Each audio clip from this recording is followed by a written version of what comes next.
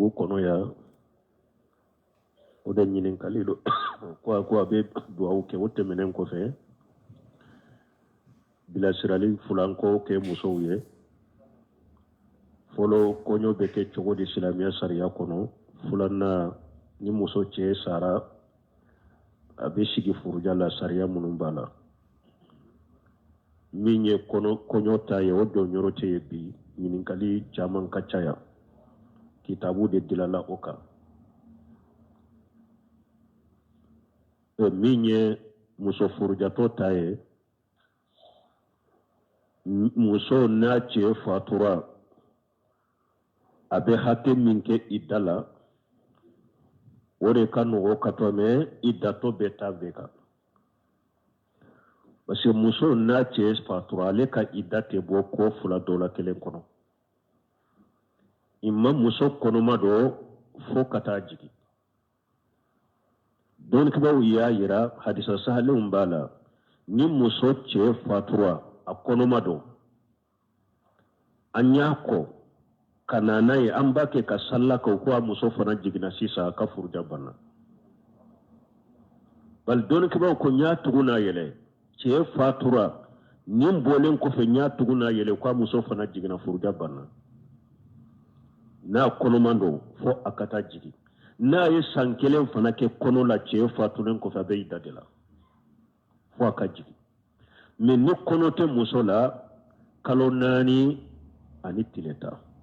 ni kono ta la kalo nani ni tileta abore ke furjala ni kalo nani ni tileta fenduru dronde aba yere korosi odema o fenduru ki yere korosa mo ba fo de ma ali ihdadu ibi yere korosi koduru de ma ode wajibri ka koduru fono yake fatura kito dumin kono somin kono ni darurate ibe kalon nani ni tileta ube ni kono maro fokati jigi ba beke usode kono ibe ka idda kalon nani tileta ibe ka idda beke che fatura kito yoromide na ya soro darura nana tilefela la ibe sheka bo katika hadula misufela la foi kana shiro indela che fatura kito yoromide foi ka shi ende fokata idaba ni nye folo min wajibe ika fulana ite pare fini do fini ye pare fini de ki ini che fatura ibe idala itodo pare fini te do sabana kasa jalanti ke ye ite kasa jalanki yerela kito idala ite kasa jalanki yerela don kiba ko fonna ya soro eye muso bi ka kaloboye ni ka kalobo tigera ni ko kalobo kolike ibe kasa jala minke jole mbo yoro la pura ka jole kasa ewa ge kaboy bashitilo o kasa jala na ni otete kasa jala kirela ni le sabanay nani na minye mashiru de ya itoke bukili u chenu ube nka jabeda ishewu na nka jabeda mbolona itoke duru na ite kale da inyala donc muso furjato ni be idala ni fenduru de keri ka wajibiye meni ni fenduru te fengo fembe fo abe qurafati abe adatul munkar abe bidia awa furja fini fana tala de furjato fini tala o koy kana pare fini de do dro fini do ikanna nyaabe teme minna me furja fini tala ube ka fo ko dogo kun folo ko abebe si dilan kelen de ka so kelen kono ni si te silamia sariyama ni si bilika nimbella da jugu ube ko ube nono kene de do dogo kun kele fo nono kene de kanyine ka dima babu samara de be do usenna kalo yelen tiye ite yele sok sanfe ite mogo jabi che jabi nimbella da ni kokone delate misila donc on yi min fo nin duru ninde wajibilen bika ika furja wakati ki yere kolosuma ni dati banna atimira nunun daga rewye ibora banna ewa mugoti do mugoti bo ka fo ewa karasa lankaw be bo furja la bika nyogo ngole dumuni tobi ni fagali nake o be bidia abe lada be bidia mogo mi do mogo ti bo ice fatura ninduru yere koloso ma ni dati dafara utagariye ye koy ka je ka masiri ni hakili be furula ki ka cenyini ke mogo ti do mogo ti bo ewa furja finitala janko munum be ko ewa furja to sebew o ko ne fulanka fo ya yere de o be burusulawo dugu basigi de ye mogo ewa hakili pawu do ka sino har burusula do be o furja to sebew fana dima fo muso ko fana shiru tegela tado tasuma kono siru kudo fulanka fo ya do no ya dima tado tasuma kono fulanka fo ya shirku furja finitala donc lada be foanye duru min fa be abengalo abe lada kunta be bidia donc nyimbe nyinin kali sababu kimbe ka subhanu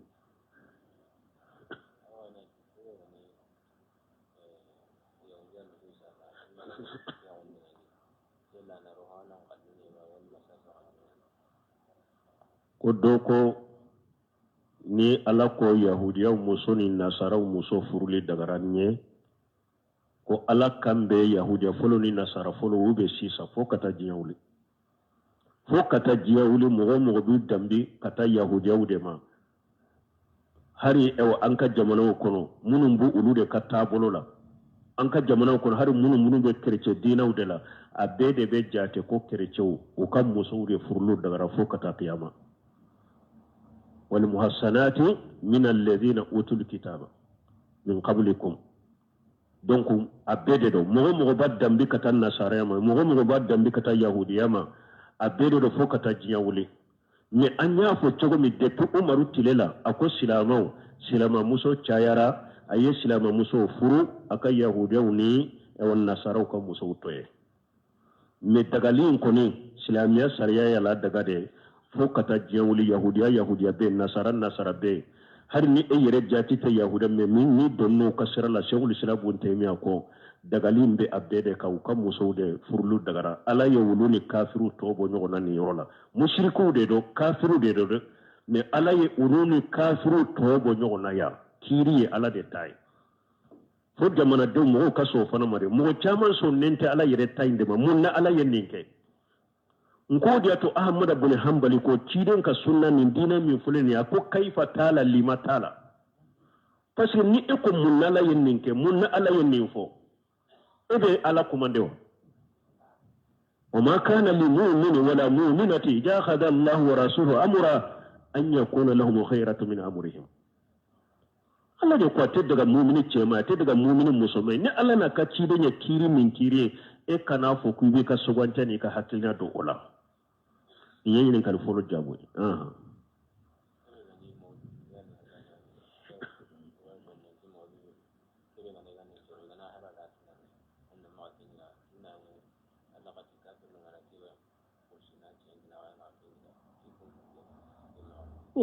tewu min fulen ninye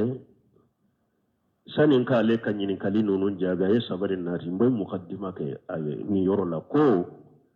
alayya me doni ke ba dola ko dumuni min be tobi mauludu koso mauludu kama ko mugo kana du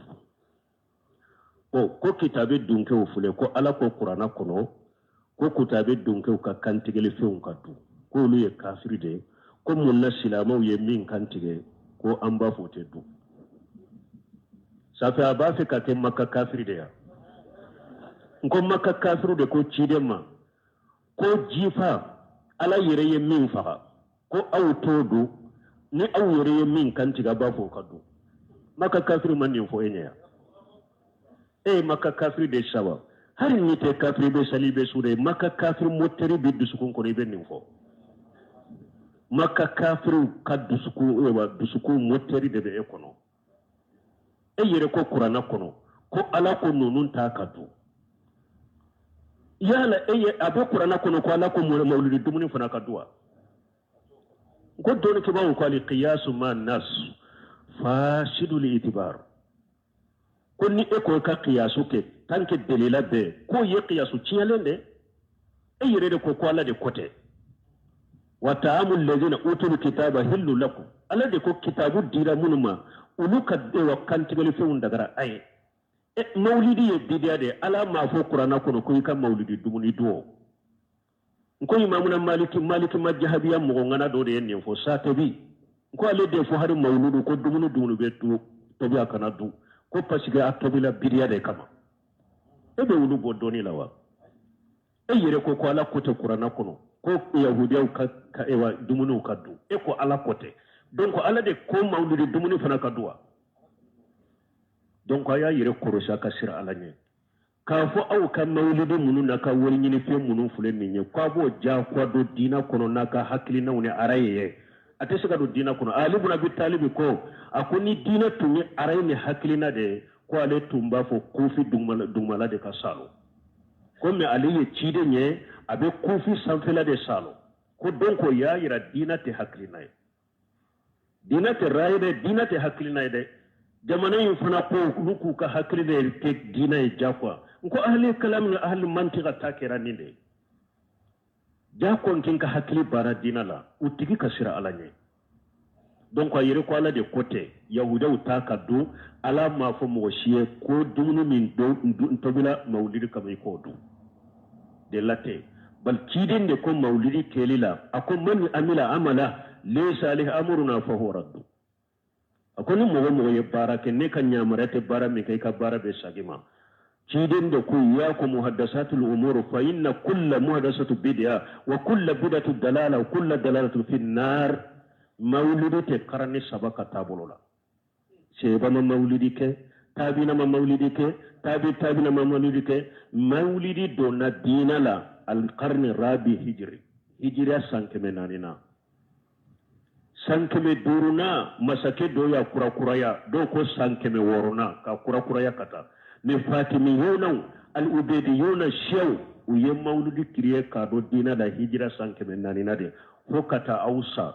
atesika mawlidi do dina kono aya fo amdan ka wori nyini nan ka jiya nyini da ko mi aw ba ke dina yawa o tesika sabata bolo aha sabarna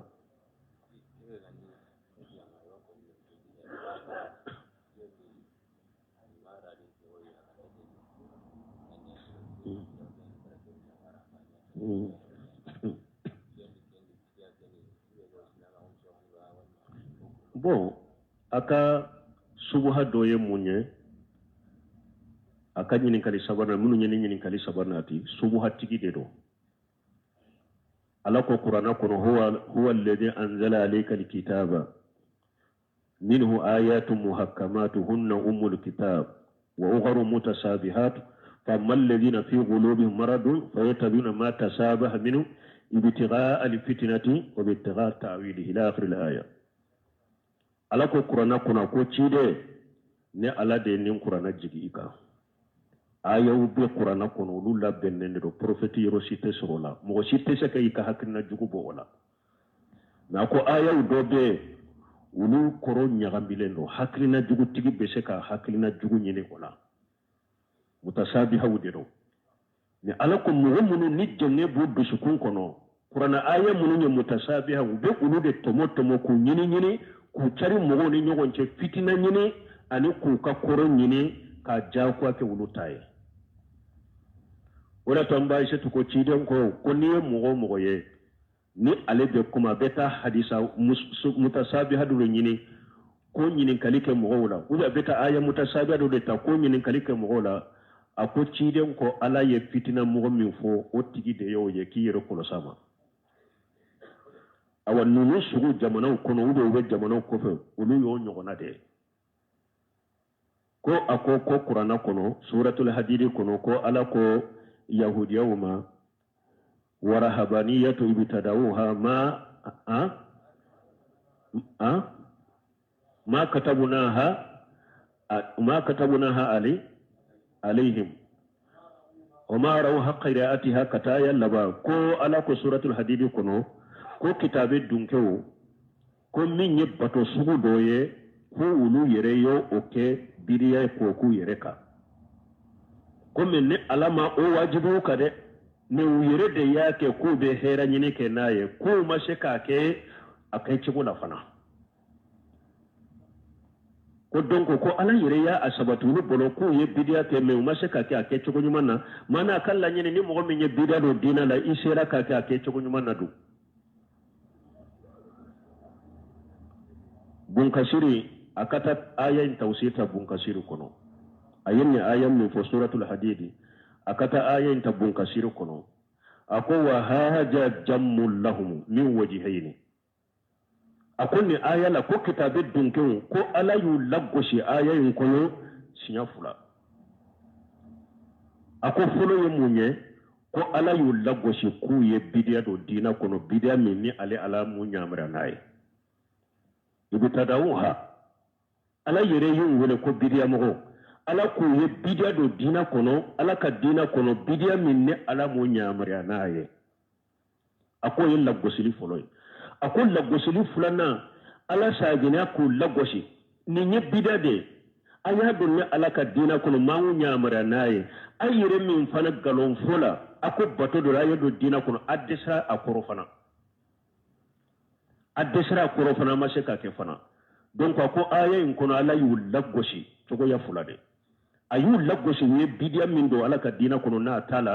ani fana ayire ka galon fola aye min bila ayire ka ko bato ra addesra koro fana laggoshi de do ala mo sabata kare ala yu laggoshi ne uye min do dina kono na tala ala ko bitadawuha ayu laggoshi no ka bidiya e ayu laggoshi fana ayire fana ye galon min do dina kono addesra galon fana koro laggosi cogo ya fula de la aya la bunkasiri ya tafsiro de aya wute kwa ukuta kwa bita tafsir na akunyo odi ya to anko kurana aya ni ya fahamu hadisa ni ya fahamu afaham ala fahamu salafu salih ni nima aya fahamu komi salafu ya fahamu cogo mi iye hadisa fahamu salafu ma fahamu cogo mi hari ni be luga nyime kan na hawu nyime de ibe ngalola shehu salabun temiya yodo fo akoni mogo ya miri ko ebe kuma do fo qur'ana ala ebe kuma do fo hadisala kuma min ni salafu tila o kuma la ko yere ka do ibe katawula har ni be nasawa ba ni kuma fo kuma mi salafu salihu ma kuma min fo aya koroke minye uma hadisa koroke minye ni eyo keyo ako har ni be nasawa ma ka do katawura donc nin te se ka ke derele ko mawludu e bidiya me bidiya min do no ya ka ke cogo mana fentala bidiya be se kanya hari ni akera sa kitabe dunko ka sabati eska kitabe dunko ka sariya an sariya yawa kitabe dunko sariya tanka sariya yawa hari na ya surni ala kitabe dunko sabati ninka an ka sariya na kunu ka sariya tuse ka boyede ciden ko hari ni Musa be nyana maya la sisa atayin ta wasa be tugale de ko awa ciden da ko kullu bidatu dalala wa kullu dalalatu fi nar bidia nyumante ciden de ko bidia be fili be tasuma de ko awa mawlidi fili bantiya bidia fi kri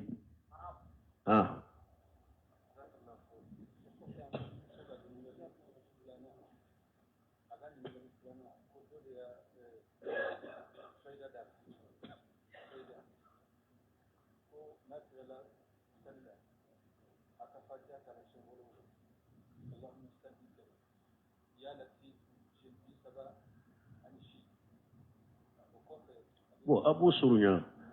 parce que mogo kachawma ko be nyinin kaleda ko ambalamo so do ko e waddo de fayda di alema ko fatiha sinya wolon fura la ya latifu hakke do nonu nya bidiya lesrite nonu nya fayda sugu munu nya nonu nya bidiya mogo kana nunke cide nya jikru di awma sogoma adhkaru sabah wal masa ide ulu nyine kunu fo jikru munun kanka fo sogoma cide nya fo jikru munun kanka ko wula fo cide nya fo farda ko fe kanka jikru munun fo hadisa salim go cide nya fo ni be de nyego na jikra yo fo ni be bo yo ibo fo ni be do ka sokono ibo ka jikru be ni be bo ka du kono jikru be ni fayda munun be ta di awma kerefe nunu nya bida de lesri tula dinala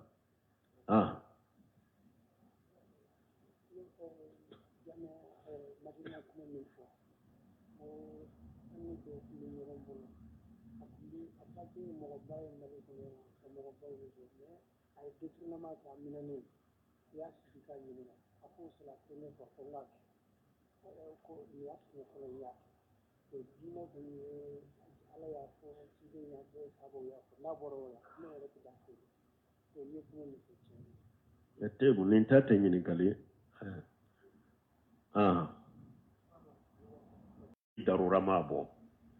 abe furja kede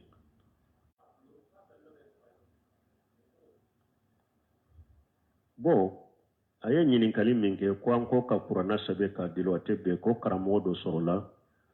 ko sɛbɛ kuranna sɛbɛ ka dilo fɛn t'a la ko a bɛ bugari kɔnɔ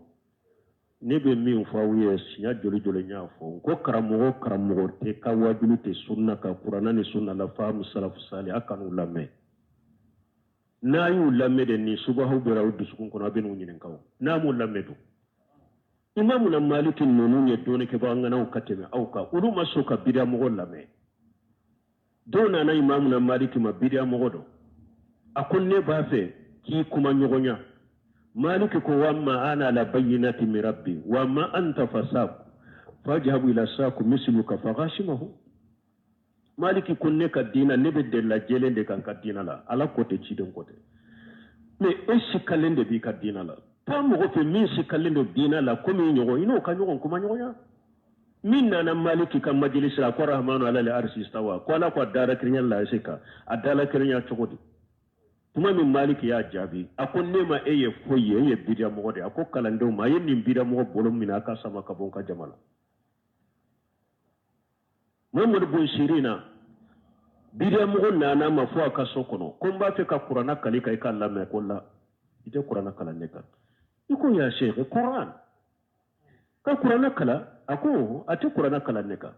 a ko bidiya mɔgɔ de do kuranna kalantɔ a bɛ se ka nɛn ni harafe dɔ yɛlɛma ka subaha dɔ dusukun kɔnɔ bon ka so kɔnɔ bɛ n bɛ bɔ ka so tɔ i bolo u ko cɛ ma kana kɛ sababu ye kɔnɔ k'a ka so tɔ ye bɔ i ka taa n'a ko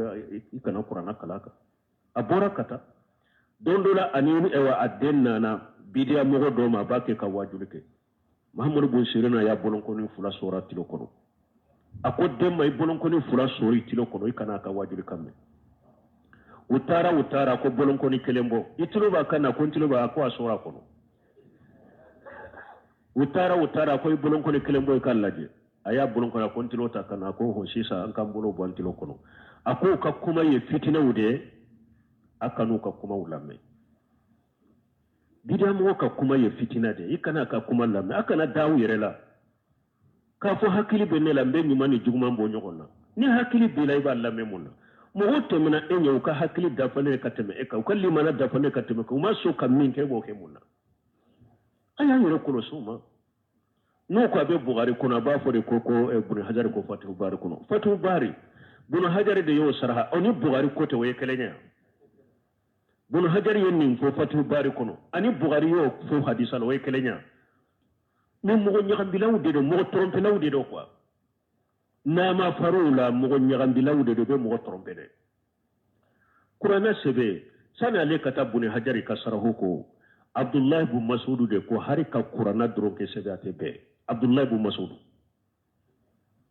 sɛba i t'o fɔ fɔlɔ Abdullahi bun Masudu ye kuranna sɛbɛ haramuya sɛbaw la Ibrahima Nagayinu tabiina olu ye kuranna dɔrɔn ka sɛbɛ ka dinu yɛrɛ la u y'a haramu i t'olu fɔ n delila k'a fɔ ko sɛbɛsɛbɛli kɛra u ye sɛba fɔ ko Amru bun Asi ko a tun bɛ a denw lakala duwawu la n'u ma se ka duwawu min kala ko a b'a sɛbɛ ka dilo u kan na a ma sabati u ye min fɔ Amru bun Asi kan nin yɔrɔ la a ma sabati hadisa sahalen tɛ a sabatilen tɛ Sulemani Warahili y'a sɛgɛsɛgɛli kɛ a ko ka taa sɛba kelen tɛ n'a sabatira ko kuranna ka sɛbɛ ka dilo a ko a sɛba kelen tɛ o y'a danbe ka taa sɛba ma saha si bɔlɔ ciden ka sɛba kelen tɛ min y'a yira ko kuranna bɛ se ka sɛbɛ ka dilo a sɛba kelen tɛ a ma sabati ka t'u ma donc dɔnnibagaw ka kuma sahalen ka kuranna sɛbɛ ka dilo haramu de don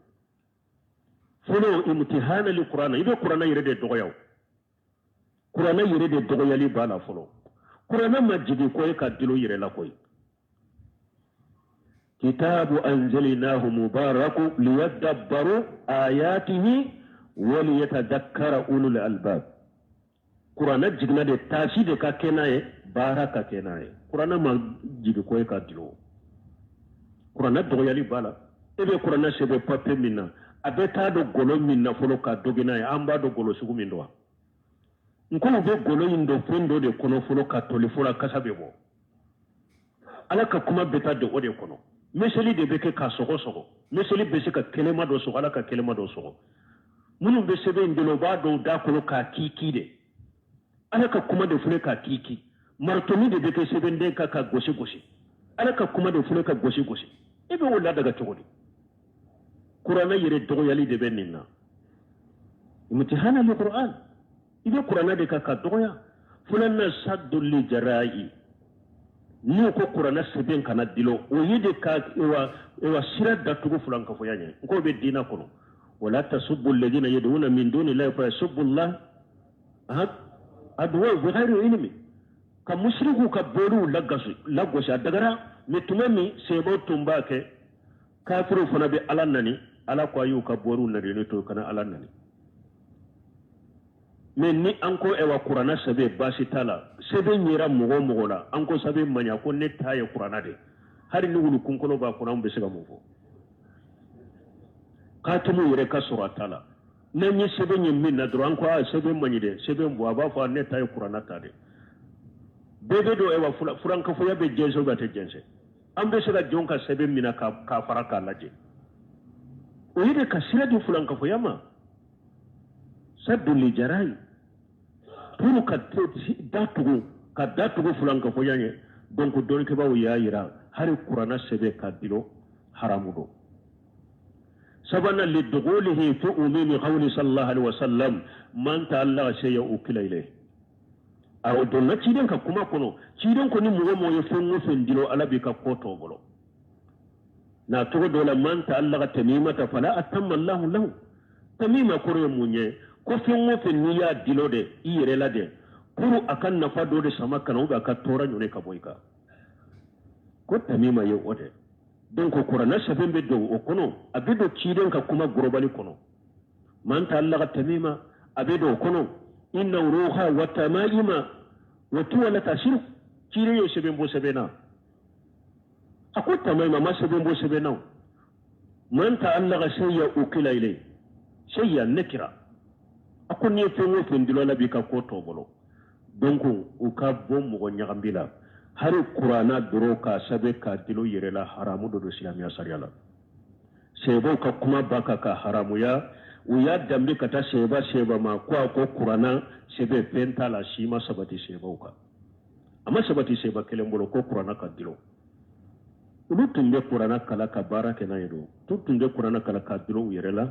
donc an be min fo ni yere la o ye ninde bida mo nonu ani mogo dobe ewa fen kono no ba fe kawun nyagambi u beta bugari de ko sunna karamo do yere kote u fule ku ka sunna karamo yere sosoya bunte mi akote bunte mi ka kuma chaman be ba kawa ebe bugari taka ete bunte mi ataka ete sunna mo yere ete dambi kata sunna yere ma mais ni ba fe ka sunna demisenu munum makala ku nyagambi ku ka dina ciya do beto ka sunna karamo do fo ko yere ka sunna karamo ba do kote e yere tettugo sunna karamo ba ko folo o sunna karamo ba ko mawlidi o yema mawlidi be bugari kono aw be mawlidi ke munna fini fufu be bugari kono abaka fini fufu munna bombo sidi be bugari kono aba bombo sidi munna ki muso lankono bo hijabu tala par ko be sutura lente e bugari do yo fawya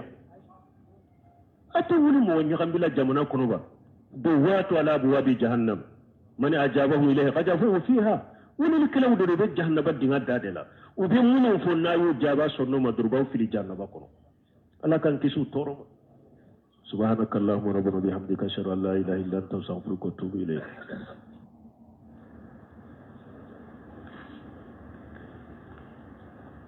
الحمد لله رب العالمين له الخلق والأمر يخلق ما يشاء ويختار لا يسأل عما يفعل وهم يسألون لا معقب لحكمه ولا راد لقضائه وهو الحكيم الخبير أحمده سبحانه وتعالى وأشكره على جزيل نعمه وعظيم عطاياه وأشهد أن لا إله إلا الله وحده لا شريك له وأشهد أن سيدنا ونبينا محمدا عبد الله ورسوله وصفيه من خلقه ما من خير إلا دل الأمة عليه وما من شر إلا حذرها منه صلى الله عليه وعلى آله وأصحابه وأزواجه وذرياته. أما بعد، فاتقوا الله يا عباد الله، اتقوه سبحانه وتعالى وعظموا أمره بامتثاله وعظموا نهيه باجتنابه، فإن بتقوى الله سبحانه وتعالى صلاح الدنيا والآخرة، وإن هي السياج المعدون جميع المعاطب في الدنيا والآخرة. ومن يتق الله يجعل له مخرجا ويرزقه من حيث لا يحتسب. مدى الإسلام أما الله تعالى تنو أما الله تعالى بركة دام فين بلا جلد دام مسادة الله تعالى ko bɛlɛ jelen y'ale Allahu Taala kelen pewu de ta ye. Ale Allahu Taala de ye danfɛn bɛɛ lajɛlen dabaga ye. Ale Allahu Taala de ye sugandili kɛbaga fana ye. Ale Allahu Taala tɛ ɲininka ka bɔ a ka kɛta ma, adamadenw de ɲininkataw ye. Ale Allahu Taala tɛ nɔbɔ a ka kiiri bolo dalen na. Ale Allahu Taala ka latigɛ maa tɛ se ka kɔsegi cogo ɲini o la. Ale Allahu Taala de ka dɔnni dafalen don. Ale